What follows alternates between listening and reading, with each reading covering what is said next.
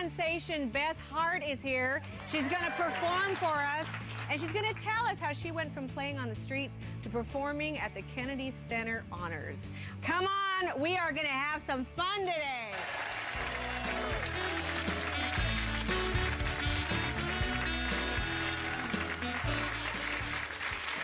My next guest is, I'm just going to say, is a true inspiration. Now, she has been called one of the best female vocalists in the world. She has gone from, top of the charts with hit song, well, her first LA song, one of her big ones, and then she's went right down to a street musician. She's seen the highs and the lows.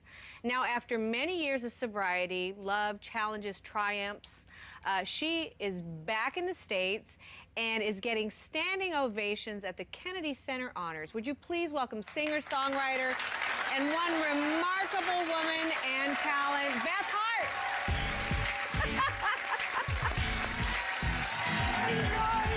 Yes! Wow. Woman, what a pleasure. Really an honor. So wonderful to have you here. God, it's so great to be here. Thank you for having me. You stunned millions of people. With your singing at the Kennedy Center Honors, and stunning. Thank you. I mean, they were like, and some people, well, because I've been in the business for I knew your work prior to, but some people are like, who is she? Yeah. Who is this woman? Where did she come? When did you start? Tell your story, where it all began. I was pretty young. I grew up here in Los Angeles, California. At the age of 4, I was playing underneath a den table, and all day long on the commercial, they were selling pianos at a furniture store, and to sell the pianos, they had Moonlight Sonata from Beethoven. Yeah. And it played all day.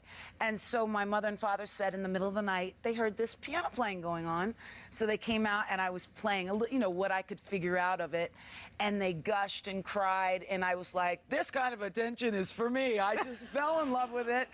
And I've been in love with it ever since. But seriously, to just go and start playing out Beethoven? Just a little bit. Just the front of it. Now, yeah. You're one of the, I have worked with so many people throughout my life. Pretty much you can, I watch talent come, I watch talent go. You have really ridden the ups and the downs of the entertainment world. You had huge tours and press and radio play and all of this stuff, and then what happened? I've dealt with bipolar disorder since I was a kid, but I was never medicated for it. So I'd kind of messed around with drugs, but when I had the success with Screaming for My Supper, I completely melted down. I think I went full-blown manic. It's just the stress of it I couldn't handle. So for the first stress of the workload, the praise, the kindness, which is a big spike actually for bipolar, is not just failure, but it's success. It's a sense of achievement. It can cause you to just go into nervousness of, oh, I am not this, and the brain just starts spiraling out. So I think that was part of it, but I didn't know that then. And I started drinking every day. I was starving. I was doing a prescription that really took me down more than anything I'd ever done. And I lost everything. I lost, my relationships with my family, friends. My health was terrible. I was skin and bones. I lost my deal with Atlantic, which was actually a blessing because they didn't keep me on thinking, oh, we're going to make this girl a star anyway. They said, hey, you're going to die. We're letting you go. So I think that was pretty amazing. Oh, my God. how did you internalize all of this? I was so ashamed of myself. I was so disappointed. And I'd really lost my will to live. I didn't want to be around. I was too afraid to take myself out, but I was just waiting for God to just take me away. I just felt like I'd been given everything, such great opportunities and love in my life, and I threw it away. But this man who I'm coming up on being married to now for 12 years.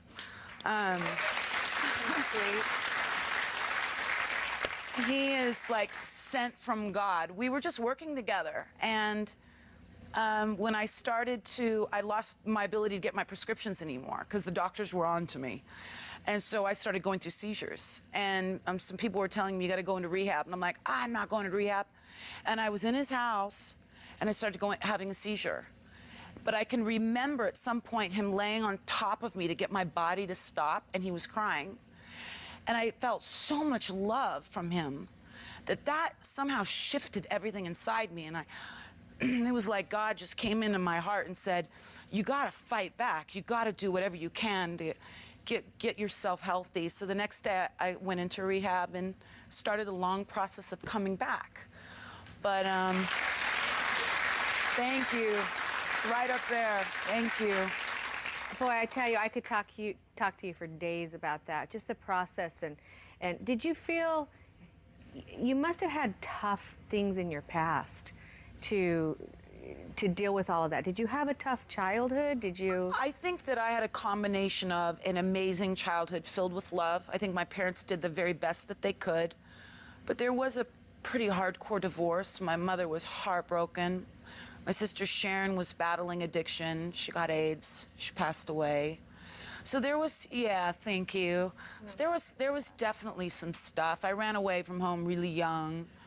But, you know, I mean, if it could all be done differently, and I promise you this on my life, I wouldn't have it any other way, because I feel like I have had such a full life, rich with joy and pain and everything else in between. And I don't think I'm smart enough to recognize good times without having pain anyway. You know what? I'm telling you, the yin and yang thing is so true. And I believe a lot of your lyrics and the things you write, they come from pain. You have to have the other side of life to see the joy in the other side of it. Don't you think? Well, yeah, if I had, you know, a steak in front of me, I don't think I would really know how to appreciate it unless I'd been eating like something really crappy. You know? I mean, it'd be like, wow, this is great, you know? So. You are so amazing. Okay, so when we come back, I want to talk about with Obama. I want to talk about with all the things when you were there. And I want to talk about how you finally saw the light and pulled yourself back into this magnificence that you are. Stick with us, lots to talk about. Coming up, Beth Hart talks about overcoming addiction.